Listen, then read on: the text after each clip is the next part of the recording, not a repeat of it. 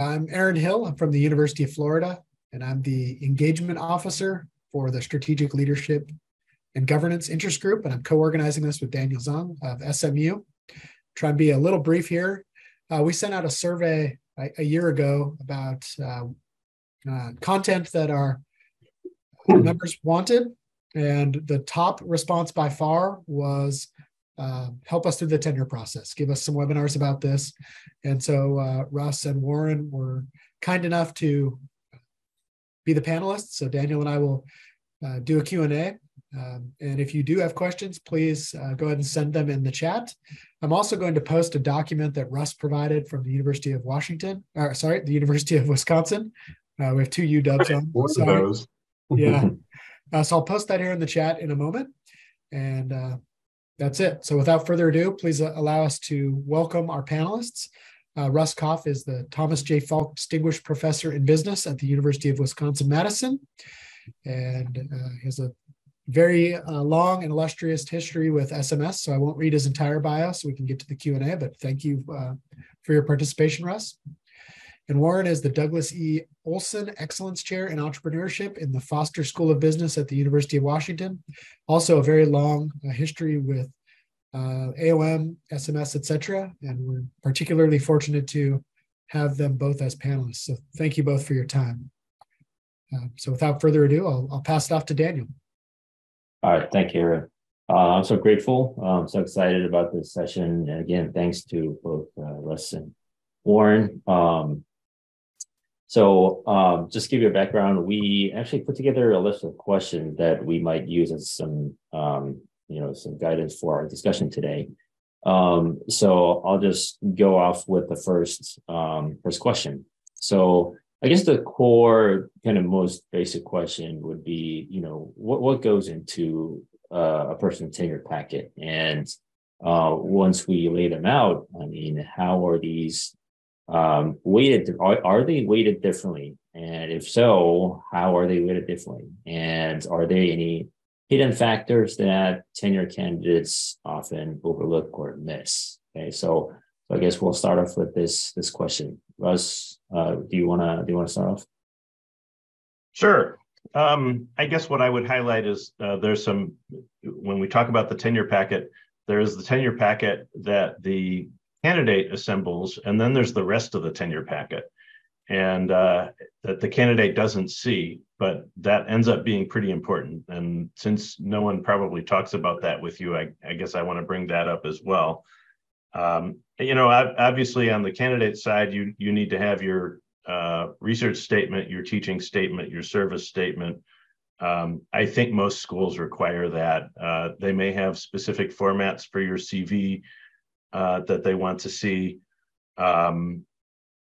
You will participate in some fashion, and we'll talk about this in a bit, in selection of letter writers, but you don't get to see the letters. There is a department letter, which I have come to think, at least here, it's probably amongst the most important documents there because it's how the department frames the case, and you don't get to see it. There's a whole lot of work and analysis that goes into that. Many places will have a cohort analysis comparing you to others who have gotten tenure recently. It will frame the letters. If somebody in the letters says something bad, then the department letter will hopefully respond to it in some fashion. You can't ignore that stuff. So that ends up being pretty important. My UW is a little bit different in the sense that we have co-author letters in addition to the arm's length letters. Most places I don't think do have co-author letters, but it helps us with author independence, identifying the roles that the candidate has in each component. You mentioned the weight. It's fair to say that the evidence of research productivity is probably the most important thing, and there's a lot of different forms that takes in the department letter and the cohort analysis, the external letters. It's most of that effort is around analyzing the research effectiveness. But I don't want to say that the teaching and service is unimportant. It is actually here. It's actually you need to demonstrate a second area of excellence here. So we actually can't ignore the other areas. Let me stop there and let Warren chime in. Great, thanks, Russ. I would just echo what Russ said. I would actually start this whole conversation by saying probably the most important thing you, if you're coming up for tenure, need to understand is what are the specifics and what's the process at your school? Because I think we'll be talking today a lot about generalities and our experience and kind of what we've seen, what we know, but there's lots of variance depending on, the school. And most research one schools follow the same sort of model, but within schools, I think there's lots of differences. I'll mention one example of a difference, not that one's right, one's not right. After we do our department discussion with the candidate, there's a letter that goes out to our dean and to the P&T committee saying, the department met as the first step in this, and we analyzed the external letters, everything else.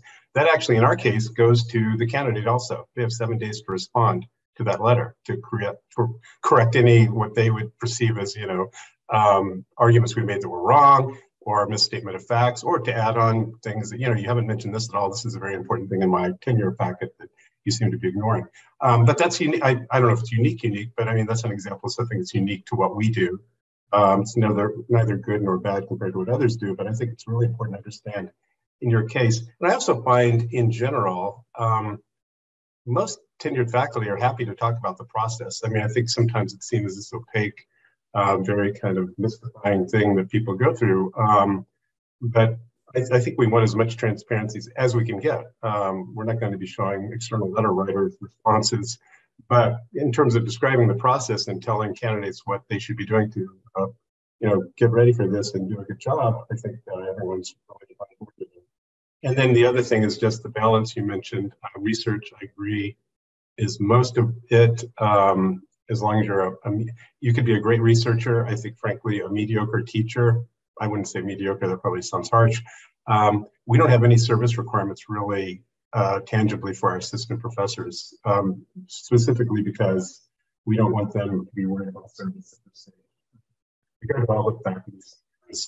They do participate in things like maybe a faculty search, they'll be on that committee. So it's not like no service at all, but service requirements are really minimal. I think I actually talked to someone once who was assigned to, this is not really a research, but a school you've heard of, but not really a research focused school, who was asked to be the acting department chair as an assistant professor, which makes no sense at all. And I told him my counsel was, what are they trying to do? I mean, you should not be doing anything administrative, like certainly not that intense.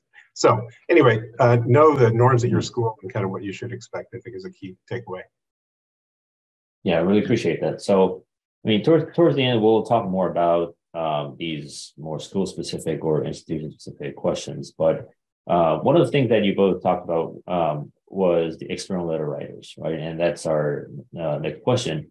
So, what's the specific role of external letter writers? We might all have a general sense of what their role is, but how do they prioritize things when they look at a candidate's packet? And from the candidate's perspective, what are the things that you can do in terms of being proactive? Can you reach out before, putting together your material? How do you create your network? How much of a match do you need in terms of your area and the letter writers area? Will they also know the specific norms or expectations at your school? And things like, what if you have one or two moderate or weak letters? What's the impact of that? So I'll just lay it all out, and then Warren and Russ, you can talk freely about these.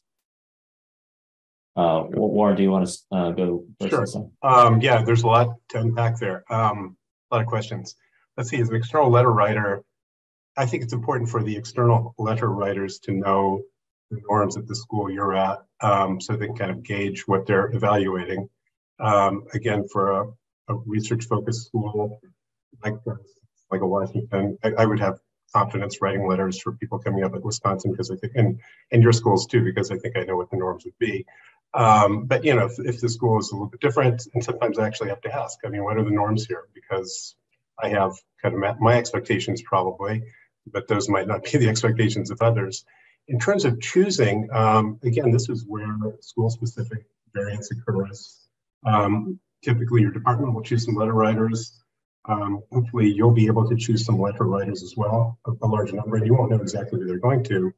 But then those letters go out. Committees, promotion tenure committees, often want to know what's the mix of letters we got back.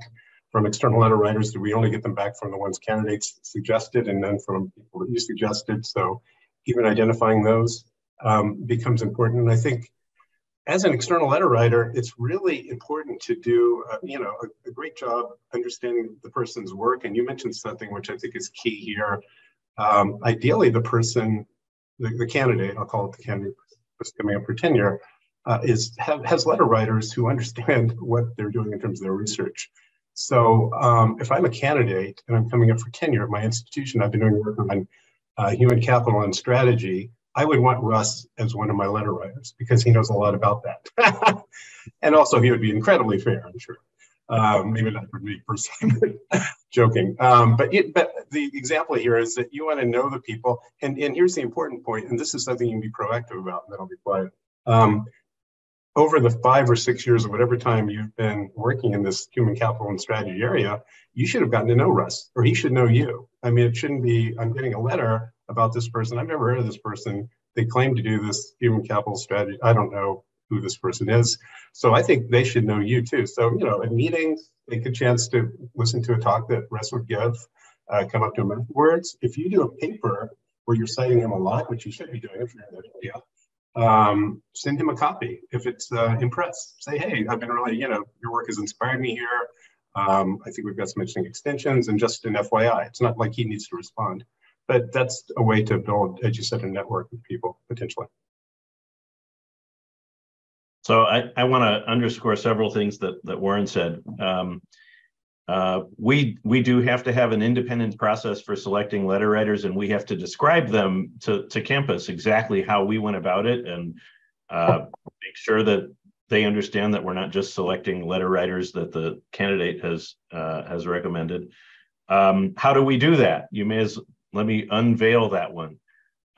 We look at the starting point. It's not the only point, but the starting point is who does the candidate cite and who cites the candidate?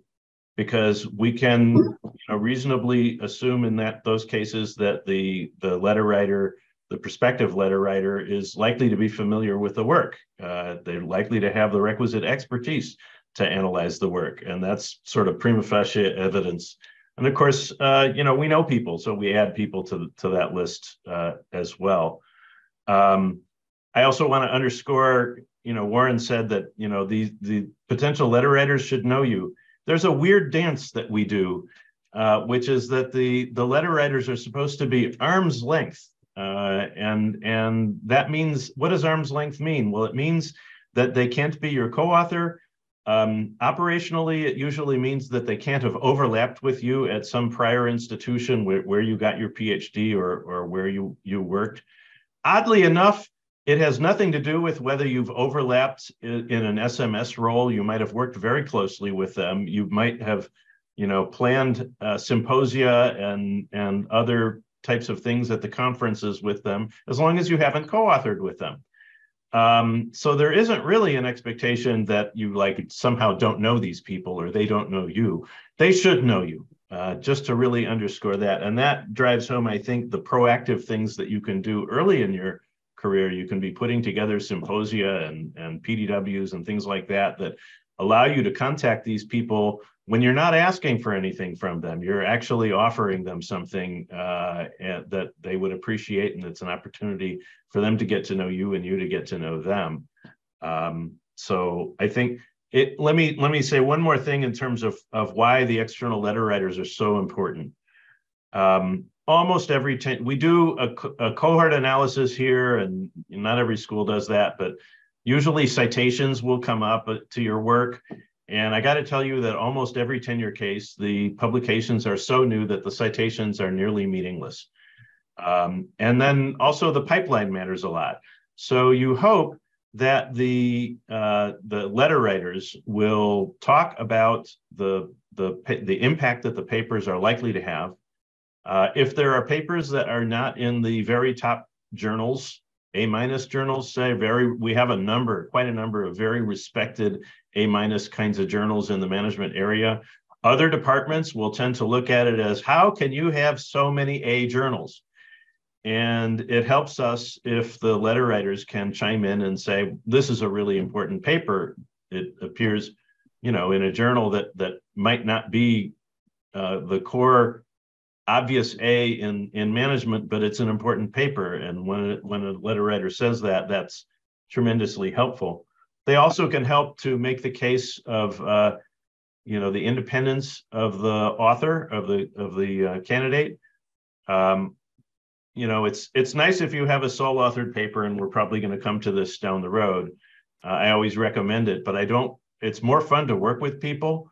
And it's definitely not the case that all candidates have sole authored papers. So one of the things the letter writers can do is identify sort of a theme that is the identity of the candidate, and bring that out so that becomes apparent, separate from the co-authors. So these letters do become very important. I guess the last part was, what happens if somebody says something negative? It certainly does happen. It surprised me sometimes how negative a letter writer can be. I think there are different norms in different fields. I think, for example, in economics, it's especially normal to say some things that are critical of a candidate. They think you're not paying attention if you don't say something negative. And if you're not careful in the management area, where we're maybe a little bit more polite, you have to be careful how that's going to be interpreted. I think the department has to respond to anything that is particularly negative. I find that if a letter is short and doesn't go into detail on any of the publications, doesn't say what's good about a given publication, doesn't have to go into all the publications, but if it just says, look how many publications this person has, and look how many times the person has been cited, I support the case. Honestly, that kind of letter will probably be discounted a bit. A good external letter is probably a good 3 pages long, going into detail and into multiple articles. And I say that so that you realize that when somebody writes for you, it's not a trivial task that they're taking on. It's going to take them.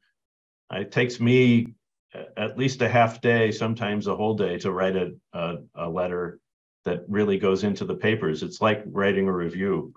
It is writing a review, obviously. But just things behind the scene that I guess you don't really get to see most of the time. Mm-hmm. Yeah, I could mention something really quickly just to tie into what Russ just said. One thing I've noticed over the years, in being both on the as department chair level and also on the promotion tenure committee at the school level where I'm at, is this question about whether people write letters if they're asked to write letters, and that's become more of a. And as Russ just mentioned, it's a task. It's like writing a review. It really is. So I think there's interpretation also around the fact that if people decline to write letters, it might be seen as a negative signal. Whether it should be or not is also very ambiguous. But if the school asks 10 external letter writers to write letters, and 8 of them or 9 of them say no, sometimes the promotion tenure committee or other departments take that as they just said no because they really don't want to write a negative letter. They would rather or not spend time writing a negative letter. So that becomes potentially an issue too. So, and let me also say that at least in our system, and I don't know if this how universal this is, but we have to include all correspondence between the letter writers. So when they write an email saying, "Oh, I'm too busy, I can't do this one," that's part of the tenure dossier that everybody gets to see their decline. And that's usually what it is, by the way. It's usually, "I'm just too busy right now."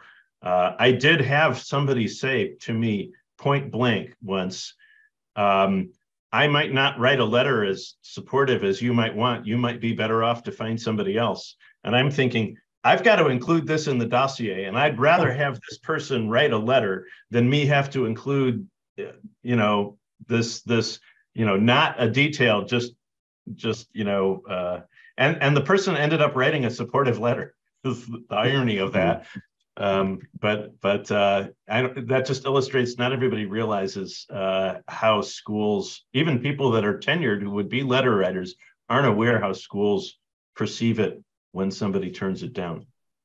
Yeah, that's very helpful. And I think one thing, kind of quick follow-up question on that was, and I believe many of the people in the audience might also wonder this, but so behind the scenes, can you reach out to these potential letter writers personally and ask if they are willing to write if we put in a formal request? Is that, I mean, do you recommend doing that? Is that even okay to do? So let me build on what Warren said, and this is, you should know these people. You should actually have had lunch, coffee, whatever with them at a conference, and maybe be on a PDW and I mean, these are things you should strive to do. And so it should not be your first interaction with the person where you say, hey, would you write a letter for me?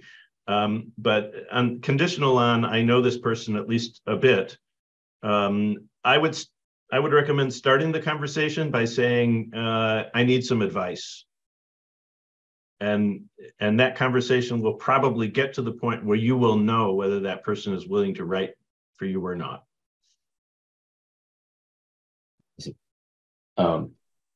Okay, Warren, is there anything you want to add to that? Or yeah, I think I would agree. And I think, asking for advice is great. And getting the tone of how does this person feel about my record, what I've done, is important. Yeah, if I'm asked by a person one-on-one, will you write a letter for me? My reaction is not to decline that person, probably just because I'm conflict avoidant. But just, oh yeah, well, we'll see, or be ambiguous, regardless of whether I like them or not. But the whole idea of the external letter writers is this kind of third-party, quote-unquote, somewhat objective analysis, evaluation of this candidate. So if it's just, hey, you're my buddy, will you write a letter for me? You need to help me out here. It kind of misses the point, I think. So if people ask me to write a letter, I don't think I would say, no, I won't. But I might say, oh, you might have other people. I would probably say something like, there are people better suited to write letters who understand your work better, something like that. But I just don't think it's going to tilt the person closer to you, or the direct question, I don't think really works that well. Okay, thank you. So one of the things Russ talked about was authorship, right? Having a sole author paper and all that. And I guess that gets to the question of building a research identity. And so I guess people might want to know what really makes a strong research identity, and what's the role of authorship, especially co-authorship. If you're a second or third author on a paper, does that hurt your identity? Is a solo author paper a must? And Russ already touched upon this already, but when is a research identity too narrow or too broad? And I see, and including myself, a lot of people have more than one research areas they try to publish in, right? And how would that be viewed by letter writers? Warren, do you want to start? Sure. So the first question, kind of just remind me, I was thinking about that second question you asked. First question about authorship, right? In order of authorship, things like that. Yeah, that's an important issue, I think, in our field, because, in other areas within a business school, even, people are just alphabetical automatically. So it's often hard to discern.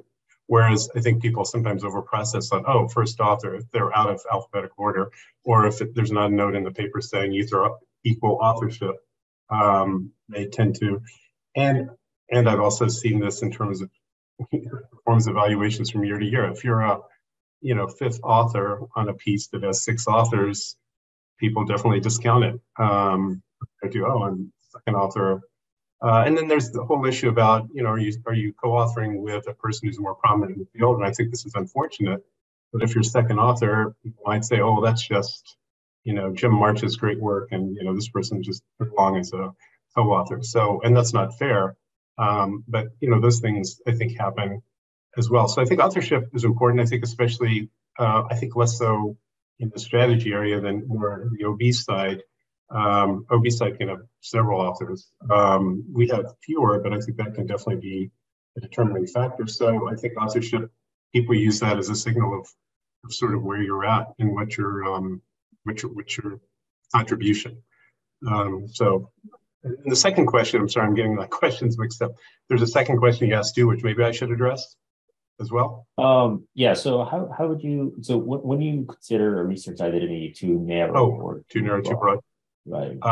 Right. Well, I think having more than one is okay, fine, but it probably means you're going to be asking different people maybe to write letters that understand different areas. So it might be arguably at least more challenging to get consistent. Oh, here's the 5 people who really know my work in this area who are well known, well respected. They'll write letters versus 2 in this area, 2 in this area, 2 in this other area. But I would never try to restrict people from doing the work they want to do.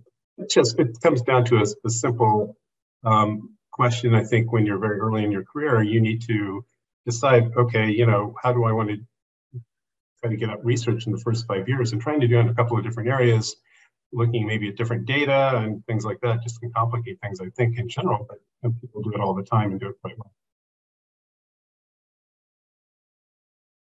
So I already talked a little bit about the role of the letter writers in untangling the research identity of the candidate, because the letter writers should know the people in the field. So if the candidate is co-authoring with their advisor, it's actually not terribly unusual to have a doctoral student who drags their advisor kicking and screaming into some other area.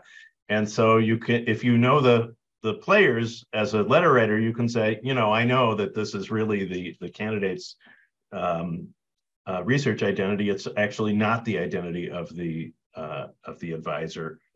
I guess I'd add to what Warren said in terms of you should be doing research that you're interested in and engaged and excited to do.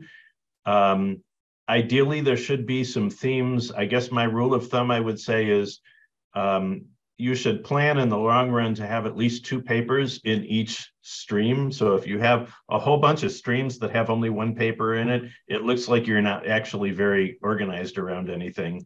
And it's harder to identify what your research identity is. But if you have several areas where you have at least a couple of papers in them, then they will legitimately look at them as different streams. I think that works pretty well. You do hope that the streams are close enough that a given letter writer can appreciate all of the different streams that you're working on. So I guess you want to pick streams that are complementary in the sense of maybe the behavioral assumptions or the context or something, such that the letter writers won't say, well, I like this paper, but I don't know anything about that paper. You don't really want to have that. And it doesn't happen that way too often. Most people have interests that are clustered in an area that it's not too hard to find letter writers that will appreciate more than one stream that's related. Okay, that's really helpful. And I guess a kind of follow-up question to this as well would be, and I know many schools accept this, but a lot of people publish in other disciplines, but basically around the same topic. For example, you could publish a paper on top management teams or CEOs or corporate governance, and paper like finance or even marketing, stuff like that. How do you view that as an external? How would you view that as an external letter writer? I don't know if I should go first. I would find, it depends on the journal. If it was Journal of Finance or Journal of Financial Economics, I would think, wow, that's great. especially if they were, second or first author on the base. It would actually increase my appreciation for what they did. I think that would be fantastic. So I don't think it's a negative. I think it shows breadth. I mean, it might be a problem in that people aren't going to, maybe in your field, your subfield, aren't going to be reading that so actively. I just published something a few years ago in the Journal of Applied Psychology, which is obviously not mainstream strategy thing. So not many strategy people will see that probably, but that's okay. Of course, for me, it doesn't really matter. But yeah, I think people would be impressed that you're kind of diverse in that way. But diversity like that at the cost of, oh, I'm less productive because I'm trying to be diverse and do things in all these different disciplines might not be the best advice. So I'll agree with Warren. I think most people, I mean, there's a little bit of a war that in the field that we're dancing around. I think on the management side, I think most people would view discipline-based publications as a plus, particularly if they're in any top outlet of any discipline, whether it's ASR in sociology or psych science or these are impressive to get a publication in those areas. If you're talking about a much lesser publication in a discipline-based journal, if you're not hitting the top, I wouldn't necessarily count on that being a huge plus in your case. I said there's a little bit of a war in the field over this. I think on the management side, there's sort of a willingness to appreciate discipline-based research, but you do have some folks who value discipline-based research and do not value publications in the management journals, which is weird. I guess my view of it is we need all the A journals we can get. So it seems somewhat destructive to the field to not recognize that, even if that's not where you want to publish. But there are those, and I guess I would say, you should probably be aware of who those folks are. I think your departments would probably be mostly aware of senior scholars in strategy who are very focused on discipline-based work. And it's not that we wouldn't select them as letter writers, but we would select them as letter writers for a case that was pretty discipline-based, right? Mm-hmm. So for a case that was in a lot of management journals, we would know not to do that. And when you suggest letter writers, you should be aware of that too. Mm-hmm. That's really helpful. I'm actually glad that this session is recorded. There are so many notes to take for me. So I'll switch gear a little bit. And one of the things that we briefly talked about a few minutes ago was service. And what I hear from what you were saying is that service at the institutional level might be minimal. The requirement might be minimal, but to the profession, right, to the academic community, that kind of service might view it differently. So, for example, do you want to see candidates sitting on editorial boards, stuff like that, or do you want to see candidates having been doing some kind of service role for example, SMS or AON, things like that?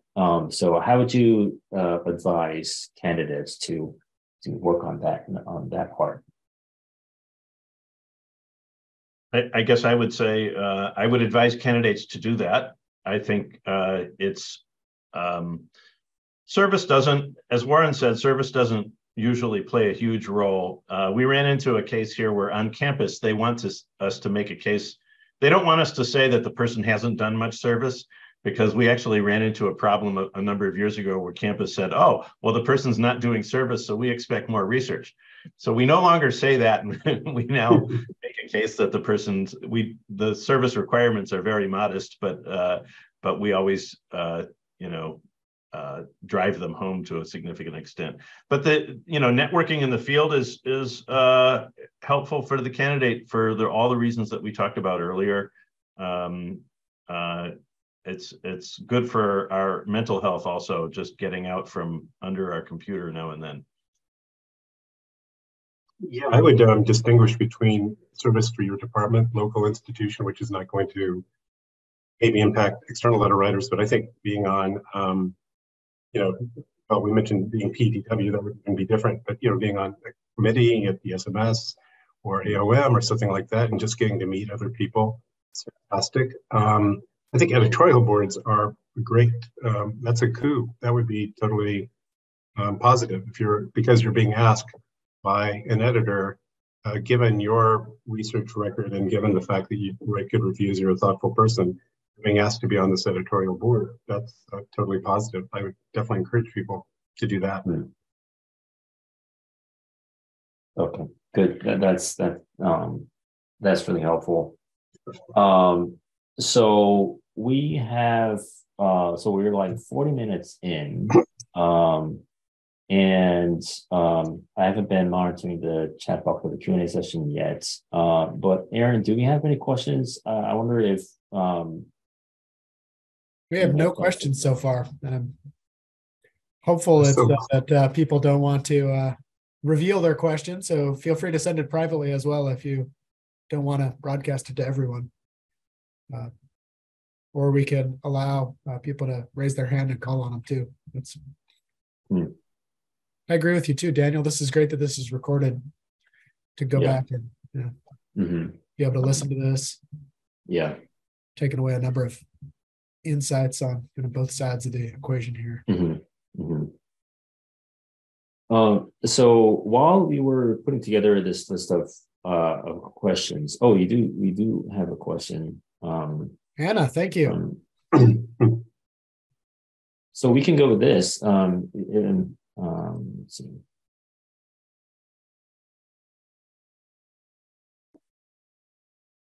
Okay, so we briefly kind of touched on this, but Anna asked what role teaching plays in this process. Thanks, Anna. Great to see your question. I think, again, this is where sometimes local norms might vary. I think being a good teacher is important.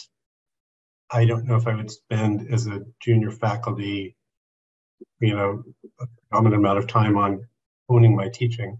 Sort of standard advice is to be good at doing some teaching in a particular course.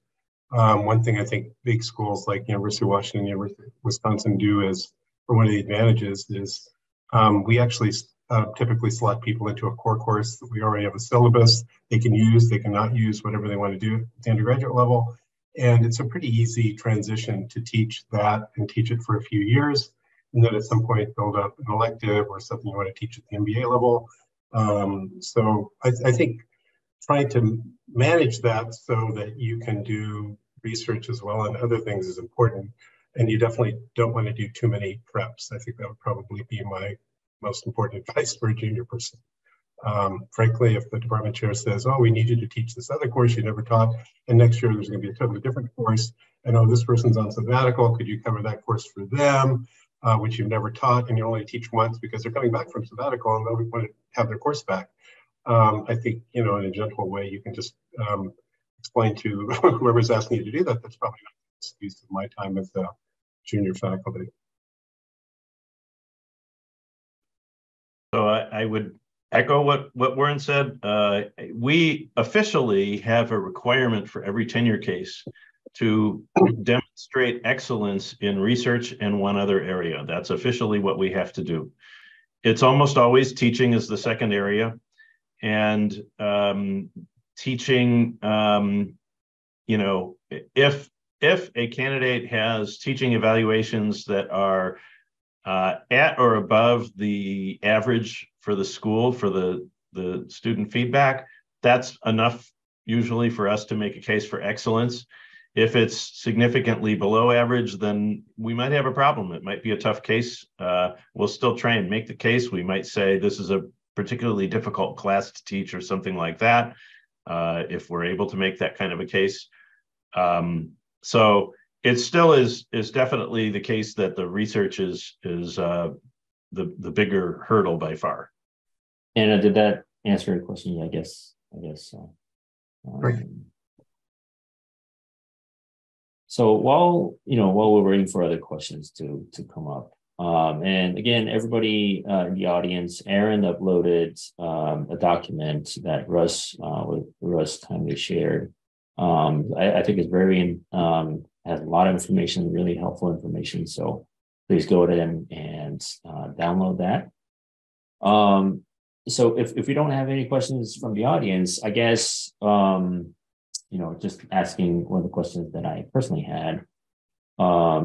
So going back to that research identity and authorship, that issue, some institutions, I don't know if it applies to all institutions, but they ask the candidate to specify your specific contribution in terms of percentage for each paper. I don't know if every school does that, but I know that some schools do that.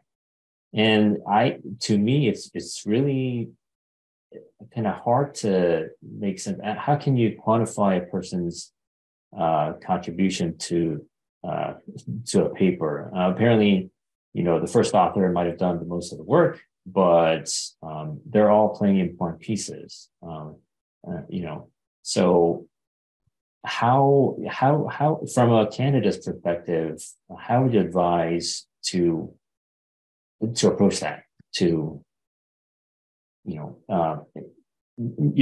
have to be honest and not deceptive, but at the same time want to appeal and kind of highlight your contribution for every piece that you wrote, especially to the external letter writers, right? Yeah, I just think the baseline bias or attribution would be for everyone. First of all, I can't, I've co-authored a lot of papers. I'm sure Russ has too, you guys have. I can't imagine actually coming up with a percentage that would be accurate, representing almost anything. I mean, I might feel like, oh, I worked really hard, so 60% me, but oh wait, I didn't run any of the data. I didn't collect the data. I only came up with 2 of the 4 hypotheses, really. I mean, it's just so difficult. So I can't imagine being that precise.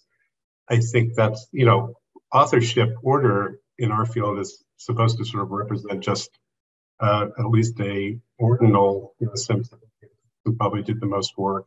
Again, unless specifically in the manuscript they say in alphabetical order because everyone did contribute. I would find it would be hard to say everyone didn't contribute pretty much equally in most of the cases I've had. So I don't know how that would work necessarily.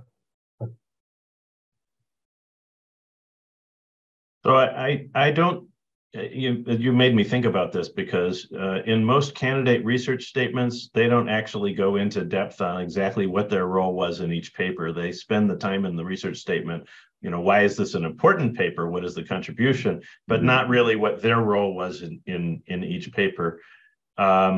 We do ask the co-authors, because we get the co-author letters also, we ask each co-author to say, what was each co-author's role in developing the theory, in analyzing the data, in writing up the rest of the paper. So we ask that explicitly. I don't think most schools do that. On the margin, that helps us a bit. But again, I don't think that's the candidates. In some respects, it might be. I can see why you might think why the candidate should say, here's what my role was. But I think there's a little bit of a will people trust what you say? You have an incentive to say, oh, it was all me. Yeah. And so sure. I'm not sure if it's even worth the effort. Yeah, that was what I was referring to. I think it bias to most people is, hey, I worked really hard. What I remember, by the time something's published, it's like, I can't even remember. But, I think I worked really hard. So definitely 60% for every paper I've ever written with co-authors, I've done 60% of the work, I think. Yeah, I agree. I mean, I also find it really non-intuitive to put a number to each person's contribution. And if you say what role kind of you played, that's fair, but putting a number to it really seems challenging. Aaron, it seemed like we have a couple questions. Do you want to elaborate on those? We have two questions, so I guess I'll try and phrase them both together. The first one is about publishing before you take a job. So, are those essentially discounted if you're publishing before you take a tenure track position? And the other one then is about when you submit your packet. Are there considerations for going up early or late, i.e., taking an extra year for COVID, et cetera? So those kind of dovetail, but those are our two questions. Russ, I don't know who's supposed to go first in this one. Really quickly. Yeah. So this, I think, before you take a tenure track job, publication. So this is as a PhD student. I think those count. I think those are in everyone's tenure packet. That's good. It's great if you could actually have a publication that was published before you got a job. That's pretty impressive because you must have started working on that like in year 1 or 2 of your PhD. Again, if you're the 5th author on the piece and there's a well-known first author and you're that was your advisor, people would discount that, but they would discount that anyway, even if it was published after you started your tenure track position. But Russ, why don't you go with that and what your reaction to that would be? So I have heard of schools that will discount work that occurred prior to taking the job. Occasionally these days, didn't used to be the case, but occasionally these days people have postdocs that allow them to build their publications before they start the tenure track job. I still feel like it's a mistake not to count those. I would certainly count those, but I can't tell you there isn't somebody somewhere that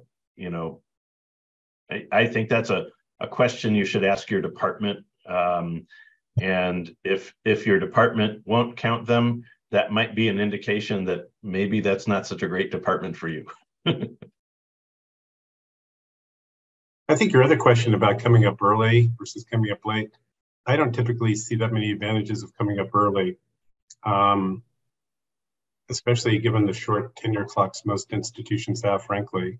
And also sometimes external letter writers, I've seen this actually happen, and not for a tenure case, but for a promotion from associate to full, a letter writer saying, oh, this person's coming up really quickly after they made associate. In my institution, we would not bring them up for full this quickly.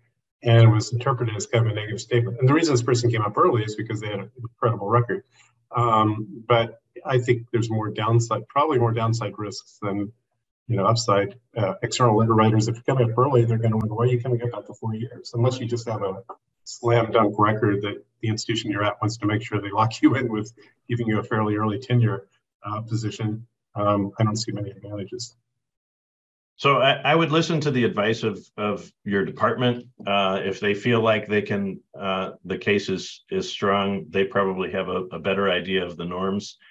To put some nuance on what Warren just said, one of the things that's idiosyncratic about my UW is that in promotion to full cases, they look, in my opinion, too much at the delta between what did you have when you got tenure and what have you done since then? And not that isn't important, it is important. And that addresses the issue that Warren raised, why is somebody going up for full so quickly after getting tenure? Well, maybe they just got 5 A publications after getting tenure, and maybe that makes sense. But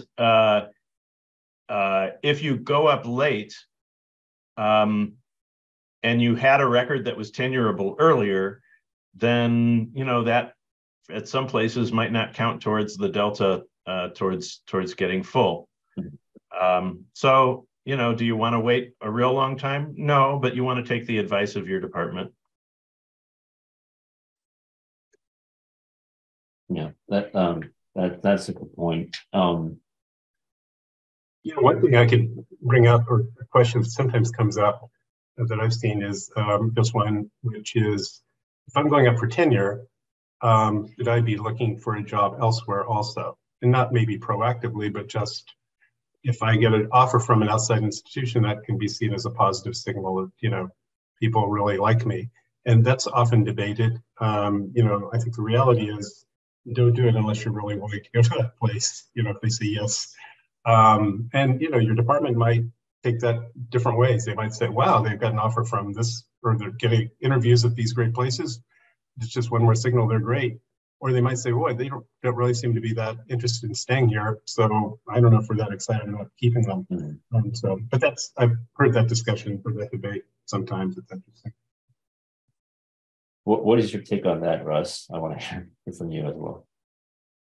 On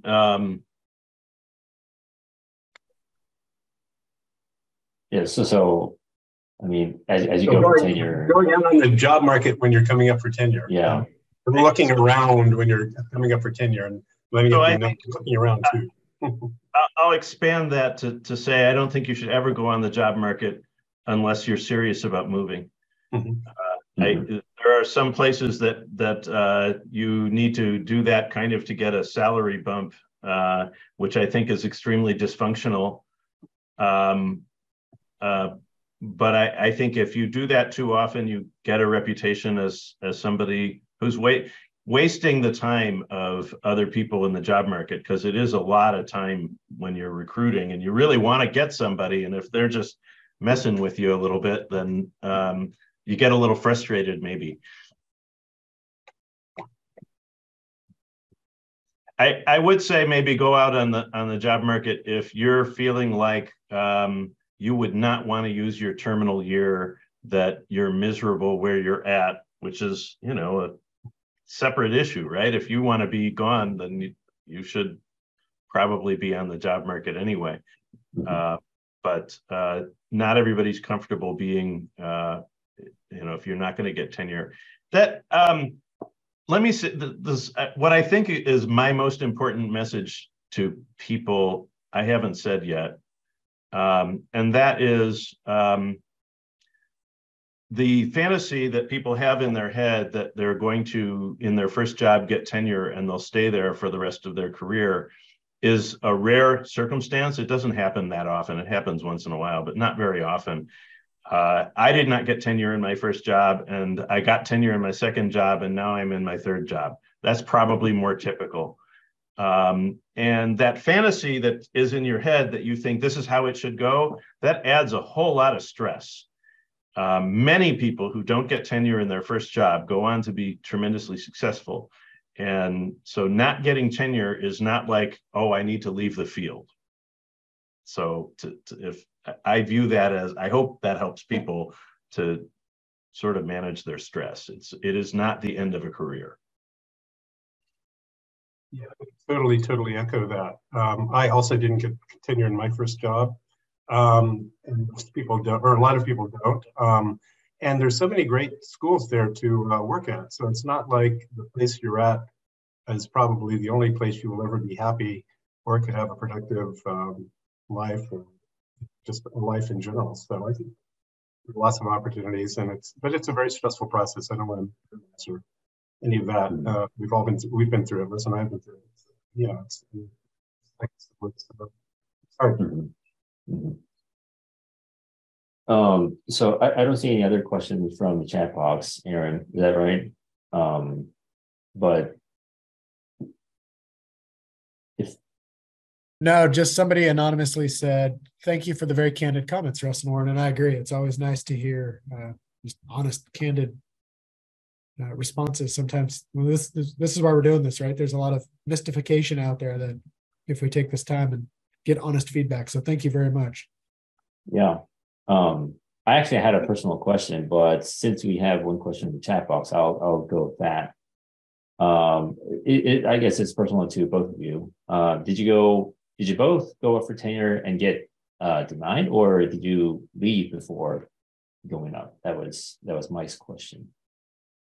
So I was at WashU, and WashU has a promotion to associate without tenure at the 5-year mark. And they renewed my contract. They said you can have 4 more years, but they did not promote me to associate. So they were definitely saying, no, you're not on track. So I never actually went up for tenure there, but I stayed another couple of years. I had 3 publications. It really was obviously not enough for tenure there. Yeah, in my case, I was at Columbia. I did, and they had the same approach. You can be an associate without tenure. So I was promoted to associate without tenure, but there was no I mean, I was on track, well, arguably at least on track. But then, yeah, I came up for tenure and was denied. So, and a lot of other good people have been denied too. So I don't feel too bad. Yeah, it really brings up another point. If you know you're going to be denied, or if you're getting signals from your department that you really don't necessarily have a great case, you might want to think about trying to leave beforehand, just because not getting tenure isn't not a positive signal necessarily. Mm-hmm. Mm-hmm. Well, thanks for sharing that. So Aaron put another question up here. It was an anonymous attendee. And the question, I guess this will be our final question. Does it often happen where people disagree about what is tenurable, or in your experience, most schools have a pretty explicit process, and is it very clear cut ahead of time? I think there are a lot of people that fall into a gray area. Most departments like people in their department. They've hired them. They've gone to lunch with them. They're friends. So most departments, the reason you have promotion tenure committees, external letter writers, school reviews, is the departments tend to be biased toward people in their department. So you want someone who's more objective. I think there's usually, most schools, I think both UWs here have pretty consistent, expectations about what constitutes a good case. And, if we have a set of A publications and we have a certain number of publications you should have in those A publications when you come up. So it's somewhat objective, but, a lot of people can be at the margin, or this issue of authorship order can affect it. So yeah, you have some cases that are slam dunks, other cases that we're actually telling the candidate beforehand, you might want to look around because it doesn't really look that good here. And other cases that it's maybe we're going to have an interesting debate or discussion. Mm-hmm. I would say within the department, most of the time we have a pretty strong agreement, but not always. And it would be dysfunctional if we did always agree. So I don't view that as a negative. Most tenure cases, as Warren said, are probably borderline, because the tenure clock moves quickly and most of the publications come at the end, and